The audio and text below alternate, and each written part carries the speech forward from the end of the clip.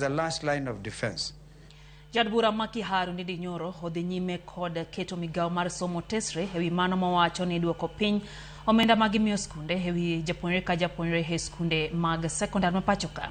Ndindi ma en jakom machon mar komiti mar od bura mar loso budget wacho ni kata doko ni migao mar somo onego chwal siling 22,400 hewi japuonjre ka japuonjre mar skunde mag sekondar.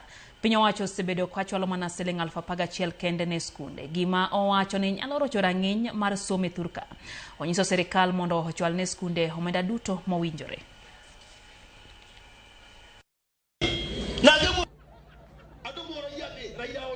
Kwa sababu tukicheza na elimu, hata tujenge barabara, hata tuweke kabro, na wanafunzi hawako shuleni, ama wanasoma na hofu, ama quality ya elimu imeenda chini kwa sababu ya pesa kukosa kutumwa, tutakuwa tunaharibu future ya Kenya. Hii mambo ya capitation, and I'll keep repeating it. This government has made a deliberate effort and action of reducing capitation from 22,000 to below 15,000.